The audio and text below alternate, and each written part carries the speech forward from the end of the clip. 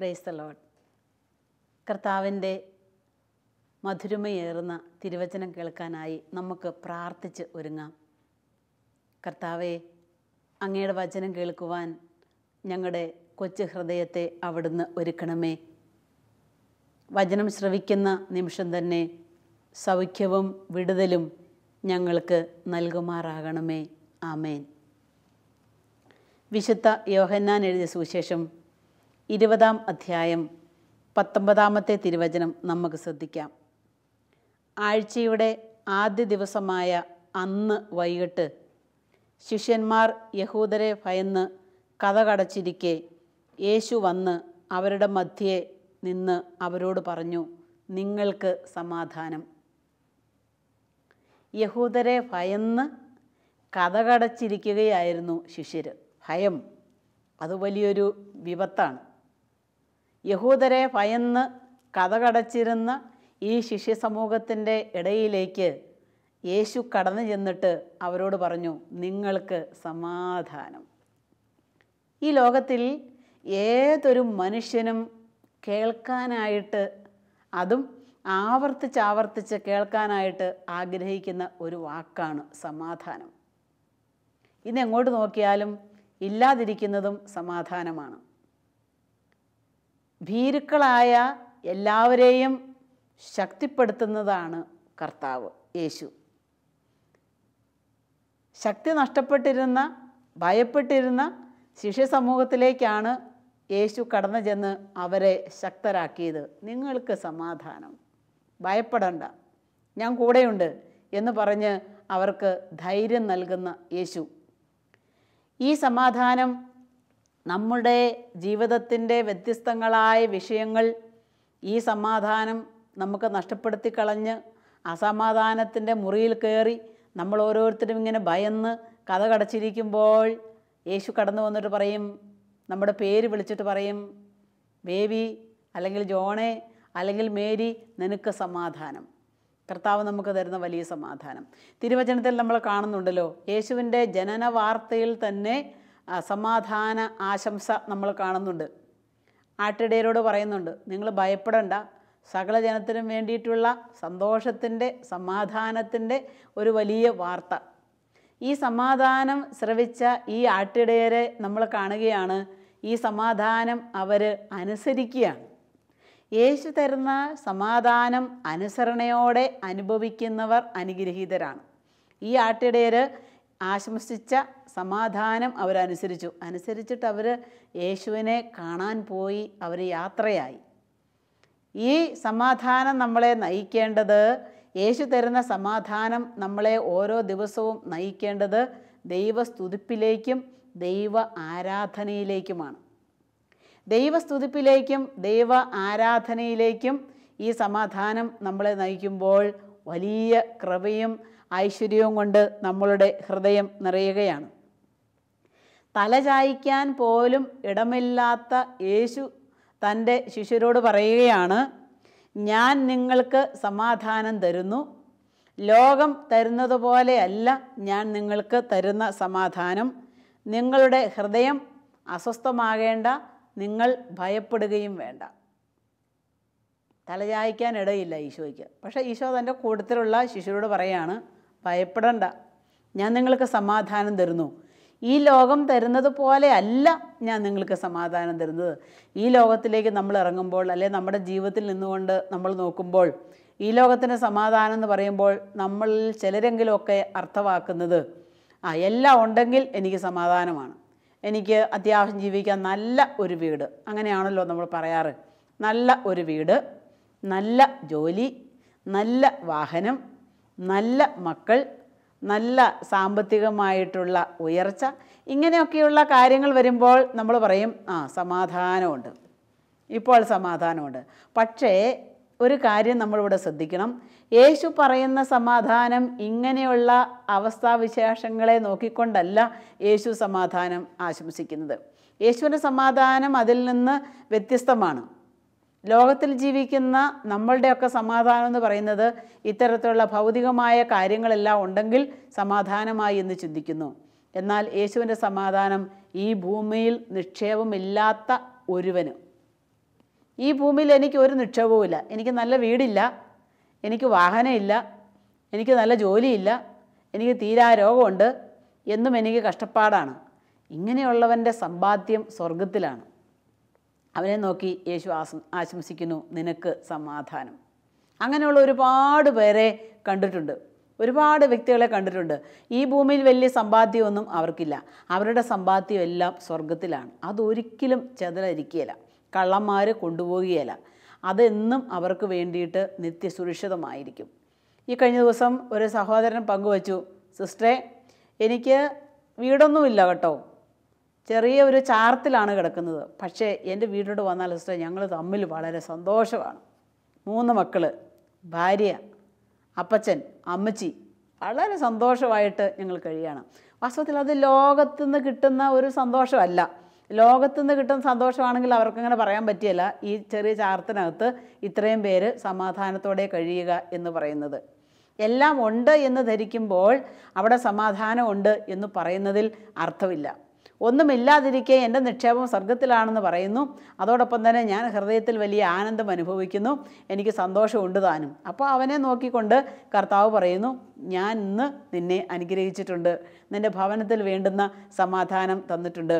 അതുകൊണ്ട് പ്രിയപ്പെട്ട സഹോദര സഹോദരി, ഈ ലോകത്തിലുള്ളതെല്ലാം എനിക്ക് സ്വരുക്കൂട്ടി വെച്ചാൽ സമാധാനമുണ്ട് എന്ന് ആരും തെറ്റിദ്ധരിച്ചിരിക്കില്ല. കർത്താവിൽ ആശ്രയിക്കുന്നവനാണ് സമാധാനം അനുഭവിക്കുന്നവൻ.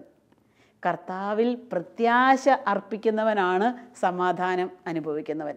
നിനക്ക് കർത്താവിൽ ആശ്രയം വെക്കാൻ സാധിക്കുമോ? കർത്താവിൽ പ്രത്യാശ വെക്കാൻ സാധിക്കുമോ?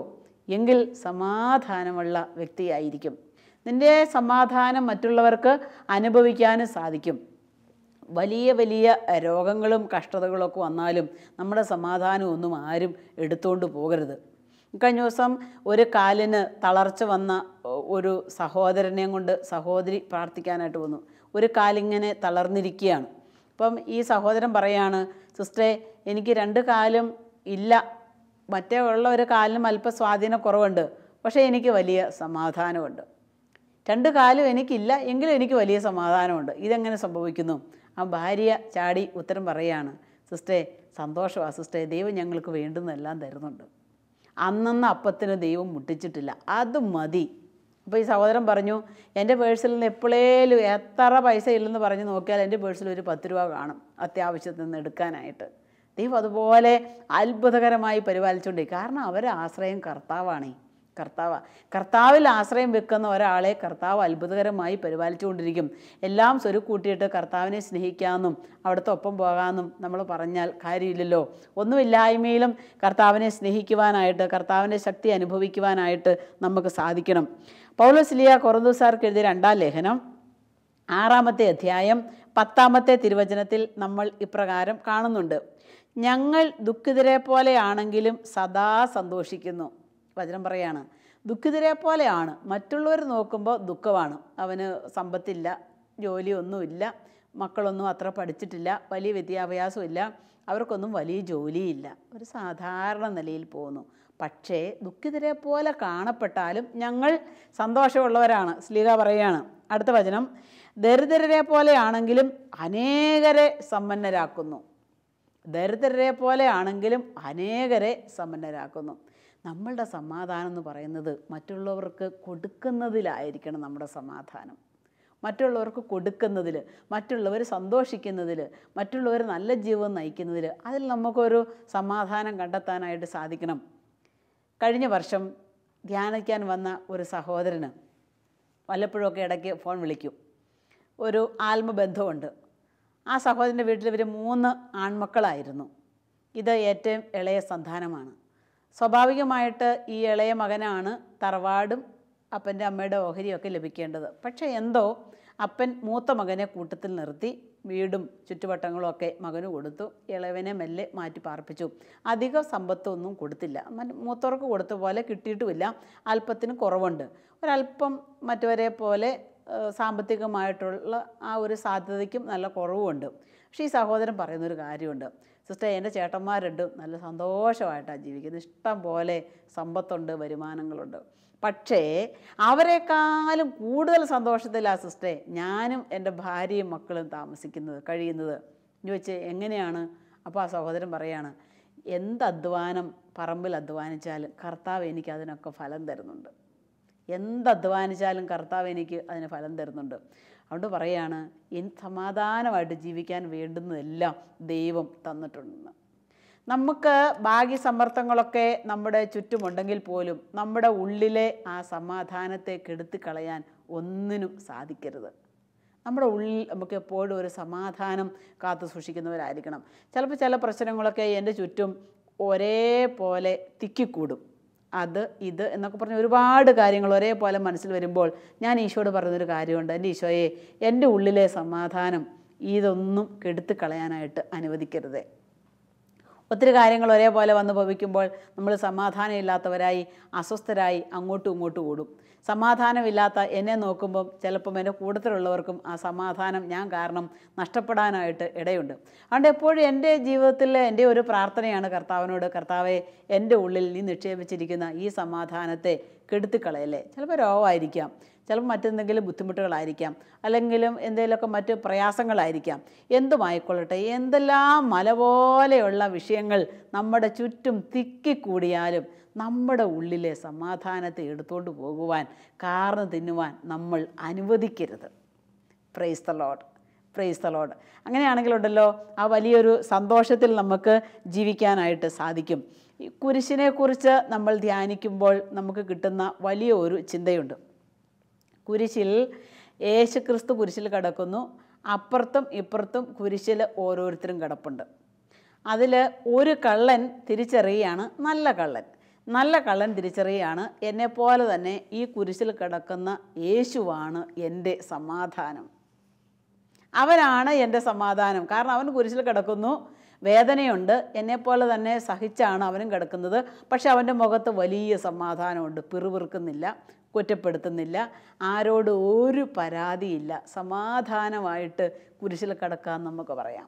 ഈ കുരിശിൽ കിടക്കുന്ന യേശുവിനെ നോക്കിക്കൊണ്ട് നല്ല കള്ളൻ മനസ്സിൽ പറഞ്ഞു, ഇവനെന്ത് സമാധാനത്തോടെ കിടക്കുന്നു. അവൻ ഗുരുവിനോട് പറഞ്ഞു, സമാധാനദാതാവിനോട് പറഞ്ഞു, യേശുവേ, നീ നിൻ്റെ രാജ്യത്തിലായിരിക്കുമ്പോൾ എന്നെ കൂടെ ഓർക്കണമേ.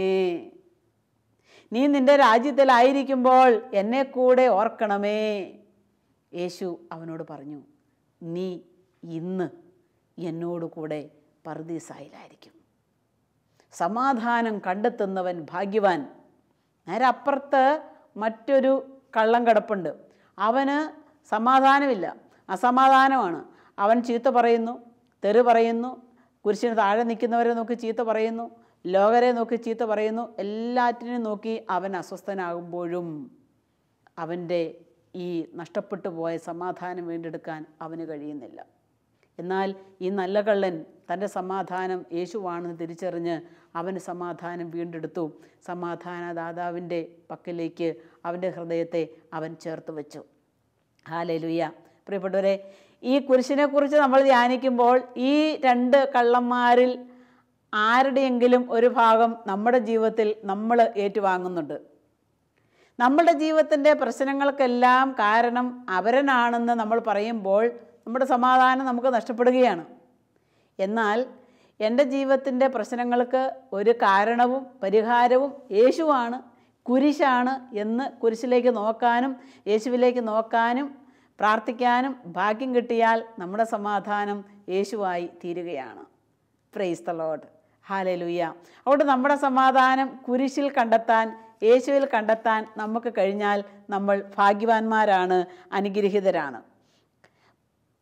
സങ്കീർത്തന പുസ്തകങ്ങളിൽ 73-ാം അധ്യായത്തിൽ 21 മുതലുള്ള തിരുവചനങ്ങളിൽ നമ്മൾ ഇപ്രകാരം കാണുകയാണ്. എൻ്റെ ആത്മാവിൽ കയ്പ് നിറഞ്ഞപ്പോൾ, എൻ്റെ ഹൃദയത്തിന് മുറിവേറ്റപ്പോൾ ഞാൻ മൂഢനും അജ്ഞനുമായിരുന്നു. അങ്ങയുടെ മുൻപിൽ ഞാനൊരു മൃഗത്തെ പോലെയുമായിരുന്നു. എന്നിട്ടും ഞാൻ നിരന്തരം അങ്ങയോട് കൂടെയാണ്. അങ്ങ് എൻ്റെ വലങ്കൈ പിടിച്ചിരിക്കുന്നു. എൻ്റെ ശരീരവും മനസ്സും ക്ഷീണിച്ചു പോയേക്കാം, എന്നാൽ ദൈവമാണ് എൻ്റെ ബലം. അതാണ് സമാധാനത്തിൻ്റെ സങ്കീർത്തകൻ്റെ സംസാരമാണ്. മനസ്സിൽ കയ്പുകൾ കുമിഞ്ഞുകൂടിയേക്കാം, എങ്കിലും എൻ്റെ ആശ്രയം എൻ്റെ കർത്താവിലാണ്. കർത്താവ് എൻ്റെ കരം പിടിച്ചിരിക്കുന്നു. യേശുക്രിസ്തുവിൻ്റെ സമാധാനം ഒരിക്കലും പോകുന്നതായിട്ട് നമ്മൾ കാണുന്നില്ല. പകൽ മുഴുവനും അധ്വാനിച്ചു, രാത്രിയിൽ പോയിരുന്ന് യേശു പ്രാർത്ഥിച്ചു. പകലത്തെ അധ്വാനത്തിൻ്റെ മുറിവുകളും കഷ്ടപ്പാടുകളും എല്ലാം പിതാവിൻ്റെ കരങ്ങളിൽ കൊടുത്ത് യേശു സമാധാനം അനുഭവിച്ചു. ഈ ഒരു സമാധാനം യേശുവിൻ്റെ ജീവിതത്തിൽ മുഴുവനും നമുക്ക് കണ്ടെത്താനായിട്ട് സാധിക്കും. അതുകൊണ്ടല്ലേ തന്നെ ഒറ്റിക്കൊടുത്ത യൂദാസിൻ്റെ അടുത്തും തള്ളിപ്പറഞ്ഞ പത്രോസിൻ്റെ അടുത്തും ഒക്കെ ഈശോ സമാധാനമുള്ളവനായിരുന്നു. അവർക്കൊക്കെ അപ്പം കൊടുക്കാനും അവരുടെ പാദങ്ങൾ കഴുകാനും ഈശോ ഒരിക്കലും വിമുഖത കാണിച്ചില്ല. സമാധാനം, ഉള്ളിലുള്ള സമാധാനം ആർക്കും ഒരിക്കലും എടുത്തുകൊണ്ട് പോകാനായിട്ട് സാധിക്കില്ല. ജീവിതത്തിൻ്റെ വലിയ കഷ്ടതകളിലും അങ്ങനെയുള്ളവൻ സമാധാനം കാത്ത് സൂക്ഷിക്കുന്ന വ്യക്തിയായിരിക്കും. അതുകൊണ്ട് യേശുക്രിസ്തുവിനോടുകൂടെ യാത്ര ചെയ്യുന്ന ഒരു ആത്മാവാണ് എൻ്റേതെങ്കിൽ നിങ്ങളുടേതെങ്കിൽ ഈ ലോകത്തിലെ മുഴുവൻ ഭാരങ്ങളും ഒന്നിച്ച് നമ്മളെ പിടികൂടിയാലും നമ്മൾ സന്തോഷമുള്ളവരായിരിക്കും, നമ്മൾ സമാധാനമുള്ളവരായിരിക്കും. തിരുവചനങ്ങളിലേക്ക് നമ്മൾ കടന്നു ചെല്ലുമ്പോൾ യേശുവിൻ്റെ ജനനം തന്നെ ഹെരോദേസിൻ്റെ സമാധാനത്തെ കെടുത്തിക്കളഞ്ഞു. ആകെ ബഹളമായി, പ്രശ്നമായി. എവിടാണ് യേശു ജനിക്കുന്നത്? അവനെ കൊന്നുകളയണം. അസമാധാനം, അവൻ്റെ ഉള്ളിൽ അസമാധാനം പൊട്ടിപ്പുറപ്പെട്ടു. വീണ്ടും നമ്മൾ കാണുന്നുണ്ട്, യഹൂദ പ്രമാണികൾ യേശുവിനെ കുരിശിൽ നിന്ന് ഇറക്കി സംസ്കാരമൊക്കെ കഴിഞ്ഞു, കല്ലെല്ലാം ഉരുട്ടി വെച്ച് കല്ലറ അടച്ചു. അപ്പോഴും യഹൂദ പ്രമാണികൾക്ക് യാതൊരുവിധ സമാധാനവും ഇല്ല. അവൻ എഴുന്നേറ്റേക്കാം. അതുകൊണ്ട് എന്തു ചെയ്യണം? നുണ പ്രചരിപ്പിക്കാൻ വേണ്ട കാര്യങ്ങളൊക്കെ അവർ അറേഞ്ച് ചെയ്യുന്നു. മറ്റൊരു കാര്യം കൂടെ അവർ പറയുകയാണ്, കർത്താവ് ഉയർത്തെഴുന്നേൽക്കാതിരിക്കാൻ വേണ്ടിയിട്ട് കള്ളപ്രചരണം അവനെക്കുറിച്ച് നടത്തണം. അവരുടെ സമാധാനം അവർക്ക് നഷ്ടപ്പെട്ടു. യേശുക്രിസ്തുവിനെ നോക്കുമ്പോഴും സമാധാനമില്ലാതെ ഈ യഹൂദ പ്രമാണികളും ഹെരോദസും ഒക്കെ ബൈബിളിൽ നമ്മൾ കാണുന്നുണ്ടെങ്കിൽ ഇന്നും അങ്ങനെയുള്ള വ്യക്തികളുണ്ട് എന്നുള്ള കാര്യം നമ്മൾ വിസ്മരിക്കേണ്ട. കർത്താവിൻ്റെ കരുണയാൽ, കർത്താവിൻ്റെ സ്നേഹത്താൽ ഈ സമാധാനം നമുക്ക് അനുഭവിക്കാനായിട്ട് സാധിക്കണമെങ്കിൽ കർത്താവിൻ്റെ സാന്നിധ്യം എപ്പോഴും നമ്മുടെ കൂടെ ഉണ്ടായിരിക്കണം. മോശ മുൾപ്പടർപ്പിൽ ദൈവത്തിൻ്റെ സ്വരം കേൾക്കുകയാണ്. മുൾപ്പടർപ്പ് കത്തിക്കൊണ്ടിരിക്കുകയാണ്. പക്ഷേ മോശ കണ്ട പ്രത്യേകത എന്താണെന്നറിയുമോ? ഈ മുൾപ്പടർപ്പ് ചാരമാകുന്നില്ല. കത്തുന്ന മുൾപ്പടർപ്പിനിടയിലാണ് നമ്മൾ നിൽക്കുന്നതെങ്കിലും ചാരമാകാതെ എൻ്റെ ദൈവം സമാധാനത്തിൽ എന്നെ കാത്തു സൂക്ഷിക്കും എന്ന് വിശ്വസിക്കുന്ന ആത്മാവ് ഭാഗ്യമുള്ളത്. Hallelujah, hallelujah. പൗലോസ് ലീഗ ഒത്തിരിയേറെ ഉത്കണ്ഠപ്പെട്ട് തൻ്റെ ഹൃദയത്തിലുള്ള മുള്ളിനെക്കുറിച്ച് ആവലാതി പറഞ്ഞപ്പോൾ പൗലോസ് ലീഗയ്ക്ക് കിട്ടുന്ന ബോധ്യം, അല്ലെങ്കിൽ കർത്താവ് കൊടുത്ത ബോധ്യം, നിനക്ക് എൻ്റെ കൃപ മതി. ഈ മുള്ളോടുകൂടെ, ഈ മുള്ള് നീ സ്വീകരിച്ചിട്ട് സമാധാനം ഉള്ളവനാകുക. കുറവുകളോട് കൂടെ നമ്മളെ സ്വീകരിച്ച് ദൈവം നമ്മുടെ ജീവിതത്തിൽ വെച്ചിട്ടുള്ള ചെറുതും വലുതുമായ മുള്ളുകൾ സ്വീകരിച്ച് സമാധാനത്തിൽ ജീവിക്കാൻ കഴിയുന്നവൻ ഭാഗ്യവാനാണ്, സന്തുഷ്ടനാണ്, സൗഭാഗ്യവാനാണ്. അത്തരത്തിലുള്ളൊരു ജീവിതത്തിലേക്ക് നമുക്ക് കടന്നു വരാനായിട്ട് സാധിക്കാം. അതുകൊണ്ട് കർത്താവിൻ്റെ കരങ്ങളിൽ നമ്മളെ കൊടുക്കുക, കർത്താവിൻ്റെ സ്നേഹസമാധാനം അനുഭവിക്കുന്ന മനുഷ്യരായി തീരുക. റോമാലേഖനത്തിൻ്റെ 15-ാം അധ്യായത്തിൽ 13-ാമത്തെ തിരുവചനം നമുക്കൊന്ന് കാണാം. പ്രത്യാശയുടെ ദൈവം നിങ്ങളുടെ വിശ്വാസത്താൽ സകല സന്തോഷവും സമാധാനവും കൊണ്ട് നിങ്ങളെ നിറയ്ക്കട്ടെ. പ്രത്യാശയുടെ ദൈവം സകല സന്തോഷവും സമാധാനവും കൊണ്ട് നമ്മളെ നിറയ്ക്കട്ടെ. ചിലപ്പോൾ നമുക്ക് തോന്നിയേക്കാം നമ്മുടെ ഉള്ളിൽ സമാധാനമില്ല. അതൊരു പക്ഷേ ദൈവത്തിങ്കിലേക്ക് അടുക്കാൻ വേണ്ടി ദൈവം നമുക്ക് തരുന്നതായിരിക്കാം. അതിനെ നമ്മൾക്ക് അംഗീകരിക്കാനായിട്ട് സാധിക്കണം. ദൈവം അനുഗ്രഹിക്കാത്ത ഒരാൾ പോലും ഈ ഭൂമിയിൽ ഇല്ല. ഞാൻ ഓർക്കുന്നുണ്ട്, എൻ്റെ ചാച്ചൻ പ്രായാധിക്യം ചെന്ന് ഈ ഭൂമിയിൽ നിന്ന് തമ്പുരാൻ്റെ സന്നിധിയിലേക്ക് പോയ ഒരു വ്യക്തിയാണ്. വളരെ വലിയ വേദനയുടെ ഇടയിലും ചാച്ചനെ കാണാൻ ചെല്ലുമ്പോൾ ചാച്ചൻ പറയുന്നൊരു കാര്യമുണ്ട്, കുഴപ്പമില്ല, എല്ലാം സഹിക്കാനുള്ള ശക്തി കർത്താവ് തന്നിട്ടുണ്ട്. സമാധാനമുള്ള ഒരു മുഖം ഞാൻ കണ്ടിട്ടുണ്ട് എൻ്റെ അപ്പച്ചനിൽ. സമാധാനമുള്ള ഒരു മുഖം. ജീവിതത്തിൻ്റെ പ്രശ്നങ്ങൾ നമ്മളെ ഞെരുക്കും, നമ്മളെ പിഴിഞ്ഞേക്കാം, കഷ്ടപ്പാടുകളിലൂടെ നമ്മളെ നയിച്ചേക്കാം. പക്ഷെ അവിടെയും സമാധാനമുള്ളവരായി നമുക്ക് ജീവിക്കാനായിട്ട് സാധിക്കണം. ഈ കഴിഞ്ഞ ദിവസം ഓട്ടിസമുള്ള ഒരു കുഞ്ഞിനെയും കൊണ്ട് അവരുടെ മാതാപിതാക്കൾ പ്രാർത്ഥിക്കാനായി വന്നു. 14 വയസ്സുണ്ട്, മോളാണ്. അവൾക്ക് ഓട്ടിസമാണ്. ഒരുപാട് സങ്കടം അവരാദ്യമേ ഒക്കെ പറഞ്ഞു കരഞ്ഞു. മോള് അരിയ ഉണ്ട്, അവളിങ്ങനെ അസ്വസ്ഥയായിട്ടിരിക്കുകയാണ്. പറഞ്ഞ് കരഞ്ഞുവെങ്കിലും അവരുടെ അവസാനത്തെ വേർഡ് ഇങ്ങനെയാണ് അവസാനിച്ചത്: സിസ്റ്ററെ, ദൈവം അറിഞ്ഞുകൊണ്ടാണല്ലോ ഈ മോളെ ഞങ്ങളുടെ കരങ്ങളിൽ ഏൽപ്പിച്ചത്. അതൊരു സമാധാനത്തിൻ്റെ വാക്കാണ്. സമാധാനത്തിൻ്റെ വാക്കാണ്. ലോകം നോക്കുമ്പോൾ ഈ മാതാപിതാക്കൾ ഈ മോളെയും കൊണ്ട് ഒരുപാട് കഷ്ടപ്പെടുന്നു. സാധാരണ സ്കൂളിൽ വീട്ടിൽ പഠിപ്പിക്കാൻ പറ്റുകയില്ല, ഒരു വഴിക്ക് കൊണ്ടുപോകാൻ പറ്റുകയില്ല, എപ്പോഴും ഇവളുടെ അടുത്ത് ഒരാൾ കൂട്ടുവേണം, ഭാര്യയെ കൊണ്ട് തന്നെ പറ്റുകയില്ല, ഭർത്താവും കൂടെ നോക്കാൻ വേണം. അങ്ങനെയൊക്കെ ഒത്തിരിയേറെ ബുദ്ധിമുട്ടുകളുണ്ട്. ആ സഹോദരൻ പറഞ്ഞു, അയൽവാസികളൊക്കെ ഞങ്ങളെ നോക്കി പറയും, നിങ്ങളെ സമ്മതിച്ച് തന്നേക്കുക, നിങ്ങളായതുകൊണ്ടാണ് ഇത്രയും മോളെ പൊന്നുപോലെ നോക്കുന്നതെന്ന്. വാസ്തവത്തിൽ അവരുടെ ഉള്ളിൽ ദൈവം കൊടുത്ത ഈ സമാധാനം, ദൈവം അറിഞ്ഞുകൊണ്ടാണ് ഞങ്ങൾക്ക് ഈ മോളെ തന്നത് എന്നുള്ള ആ ഒരു അറിവ് അവരെ ഒരുപാട് സമാധാനത്തിലേക്ക് നയിക്കുന്നത് കൊണ്ട് നന്നായി ആ കുഞ്ഞിനെ നോക്കാൻ അവർക്ക് സാധിക്കുന്നുമുണ്ട്. ഇതുപോലെ ജീവിത സാഹചര്യങ്ങളെ നോക്കുമ്പോൾ നമ്മുടെ ഉള്ളിൽ നമുക്ക് പറയാനായിട്ട് സാധിക്കണം, ഇത് എൻ്റെ ദൈവം എനിക്ക് തന്നേക്കുന്നതാണ്. അങ്ങനെ ചിന്തിക്കുന്ന ഒരു ഹൃദയത്തിൽ ഒരിക്കലും സമാധാനം അന്യമാകുകയില്ല. സമാധാനം അന്യമാകുകയില്ല.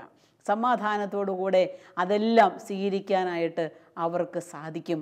മനുഷ്യരേൽപ്പിക്കുന്ന നമ്മളുടെ ജീവിതത്തിലേക്ക് കടന്നു വരുന്ന മുറിവുകളെല്ലാം അത് ക്ഷമയോടെ സ്വീകരിക്കാനുള്ള ഒരു ശക്തി നമുക്ക് ആവശ്യമാണ്.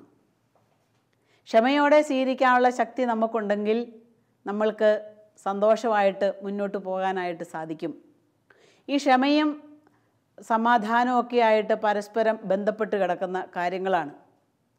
കഴിഞ്ഞ പ്രാവശ്യം ധ്യാനത്തിൽ സംബന്ധിച്ച ഒരു യുവ സഹോദരി പറഞ്ഞു, സിസ്റ്ററെ, ഒരു സമാധാനവും ഇല്ല ഉള്ളിൽ. എന്താ മോളെ കാര്യം ചോദിച്ചപ്പോഴാണ് പറയുന്നത്, പപ്പയുമായി ഞാൻ പിണങ്ങിയിരിക്കാൻ തുടങ്ങിയിട്ട് 2 ആഴ്ചയായി. ഓ, അത് ശരി, പപ്പയുമായിട്ടാണോ പിണങ്ങിയത്? അതെ, പപ്പയുമായി പിണങ്ങിയിട്ട് 2 ആഴ്ചയായി. ഞാൻ പറഞ്ഞു, അതിനെന്ത് അസമാധാനം വരേണ്ട കാര്യമില്ലല്ലോ, പപ്പയോടങ്ങ് മിണ്ടിയാൽ പോരെ, പപ്പയോടൊരു സോറി പറഞ്ഞാൽ പോരെ, ഈ പ്രശ്നം ഇവിടെ വെച്ച് തീരുമല്ലോ. ഉടനെ എന്നോട് പറയാണ്, തീരും സിസ്റ്ററെ, പക്ഷേ ആ സ്നേഹം കൂടുതലുള്ളത് കൊണ്ടായിരിക്കാം ഞാൻ 2 ആഴ്ചക്കാലം അത് നീട്ടിക്കൊണ്ടുപോയി. ഞാൻ ഇവിടെ ഇരുന്ന് തീരുമാനമെടുത്തു, ധ്യാനം കഴിഞ്ഞ് വീട്ടിൽ ചെന്നാൽ ഉടനെ തന്നെ ഞാൻ പപ്പയെ കെട്ടിപ്പിടിച്ച് ഉമ്മ കൊടുത്ത് സോറി ചോദിക്കുമെന്ന്. നോക്കിക്കേ, ചില ഇത്തരത്തിലുള്ള കാര്യങ്ങൾ നമ്മളുടെ സമാധാനം കെടുത്താനായിട്ട് ഇടയുണ്ട്. അപ്പോൾ ഉത്കണ്ഠകൾ ദൈവത്തിന് വിട്ടുകൊടുക്കുക, സമാധാനം അനുഭവിക്കാൻ സാധിക്കും. ജീവിതം സമ്മാനിച്ചിട്ടുള്ള വ്യത്യസ്തങ്ങളായ ഭാരങ്ങൾ കർത്താവിനെ ഏൽപ്പിക്കുക, നിങ്ങൾക്ക് സമാധാനമായിട്ട് ജീവിക്കാനായിട്ട് സാധിക്കും. ആരോടെങ്കിലുമൊക്കെ ദേഷ്യവൈരാഗ്യങ്ങളോ കലഹമോ ശത്രുതയോ ഒക്കെ ഉണ്ടെങ്കിൽ ഒന്ന് വിട്ടുവീഴ്ച ചെയ്യാനായിട്ട് റെഡിയാകുകയാണെങ്കിൽ സമാധാനമായി നമുക്ക് ജീവിക്കാനായിട്ട് സാധിക്കും.